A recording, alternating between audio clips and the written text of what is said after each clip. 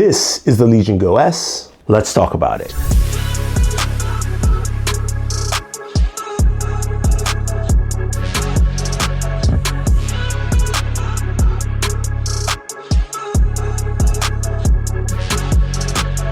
The portable gaming market has changed over the years, especially with the rise of the Steam Deck, ROG Ally, Legion Go, and now we have the Legion Go S. Now the Go S is like the baby brother, but also a slight successor to the Legion Go, and it comes with some new hardware, new processor, and some new specs. Powered by the AMD Ryzen Z2 Go, which is part of the Ryzen Z2, but a lesser version with 4 cores CPU, 32 gigabytes of RAM, 1 terabyte of storage. There will be other variants later on in the year in terms of storage size and RAM size, but right now this is what you have here with this device. Pricing is at $730, and those other variants will be cheaper. But this device is quite unique in terms of its hardware, and let's dive into that hardware.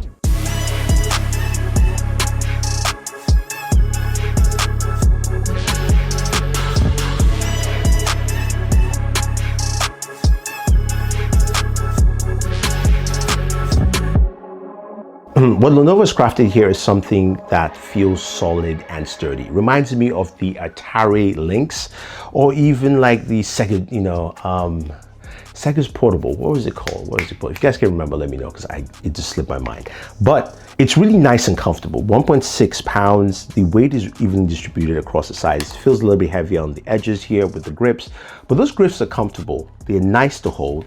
They've got like a grip area which allows you so you don't get a lot of slip with it.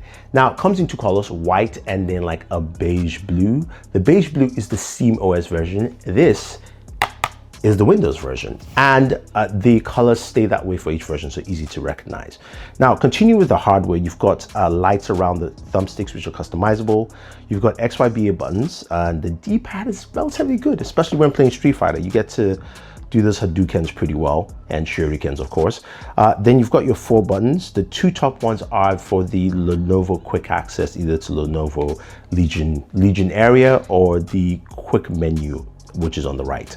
Now, right below the right thumbsticks is a trackpad. It's small. The one thing you notice is that it vibrates a lot when you actually turn on the vibration, and it's a bit annoying in terms of sound, but this is what it sounds like. You get the idea with that. So, which is why I just turn off the vibration. It's just much easier to navigate that way. You've got your speakers at the very bottom here, and when you flip it over, we have a micro SD card slot at the very bottom of the device. Now, at the top, we have our shoulder and trigger buttons. The triggers are customizable.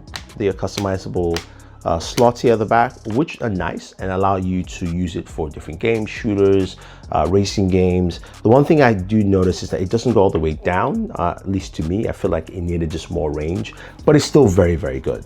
At the top, you have a power button which lights up, 2 volume buttons, headphone jack, 2 40 gigabyte USB Type-C ports, and then this massive vent right in front.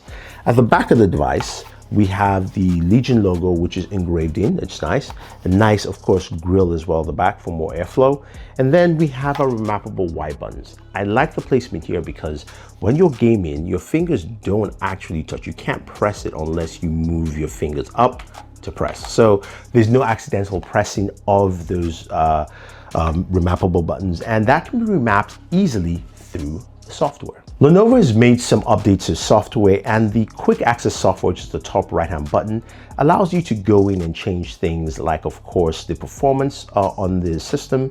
You can go to performance, or you can go to power savings.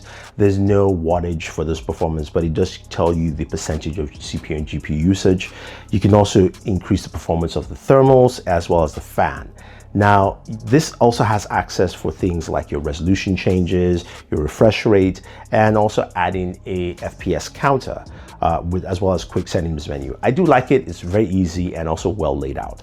The one that gives me a lot of issues is the Legion Go area, which has your store, your library of games, settings, controller, customization.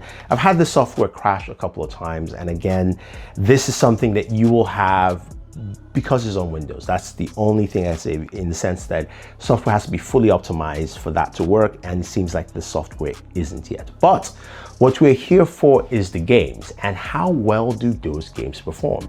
Before we go into that, let's look at what the benchmarks for performances are. So looking at the Cinebench R23 scores, nothing too impressive, but in line with something that has 4 cores. So it does make a lot of sense here.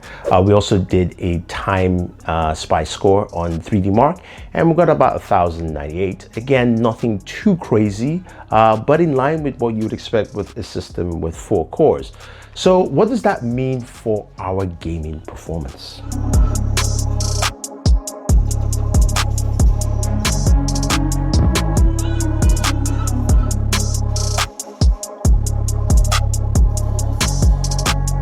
Let's start off with Marvel Rivals. So this is a game that a lot of people love to play. It is basically Overwatch with Marvel characters, and playing Marvel Rivals, we're gaining between 35 to 45 frames per second. A lot of actions, about 35 frames, and this is at the lowest settings. So you can see the settings there, customizing it with some frame generation from FSR3, and that's what we're getting from this. It's playable, but not what we're looking for in general. So we move over to Doom Eternal. Now, Doom Eternal, we're getting 60 frames per second, and you can see the settings of the games here right there on screen.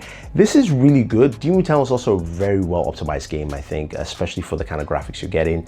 We're about 60, sometimes 69, because there are less enemies around here, but the game plays well and plays well on the system. Now, of course, I love playing Street Fighter 6, and if you guys know me well, you'll see me play with Ken a ton. In Street Fighter 6, we're doing 60 frames per second. The caveat here is that it's at 720p with the settings on screen, so not too great, but again, we're running with 4 cores here. But if we move it over to 1080p, it drops down to about 45 frames per second. Now, playing at 720p, we have some very smooth gameplay, great gameplay experience. So it's really nice at that, and I think this is where the system kind of lands with this processor. Finally, we move over to Cyberpunk 2077. Now, lowest settings on the game, FSR on, all that fun stuff. We're getting about 45 frames per second. Depends on the location. It can dip down to the high 30s, but this is still quite playable. So I think when you look at the system and what it brings to the table, there are games that you just have to pick and choose that will actually match. But of course, at lower settings, this is still quite playable and the system handles really well. Now, the next thing you're going to ask is temperatures. So what are the temperatures listed while gaming? So our recorded temperature while gaming through with the system here was about 51.9 degrees at its highest point. And you'll find that looking at our thermal scope here is that the temperature is towards the bottom of the screen. That's where the highest temperature was. And that's something to take note. But again, it's away from your hands. So at least that is good. And it's not something that you're touching directly. The edges where your palms rest, the temperatures are actually very, very low. So that is good. Now, audio is one thing that's quite interesting, and I want you to listen to the audio on the system and let me know what you think.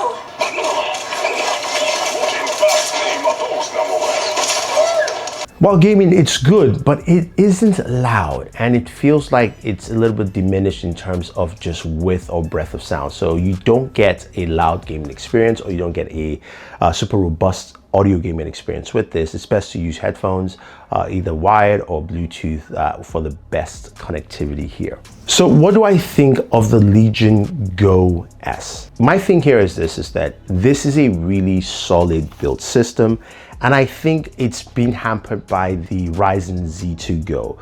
Because you've got 32 gigabytes of RAM, a terabyte of storage, you've got a lot of things you need here, but you can see the performance hit that it takes.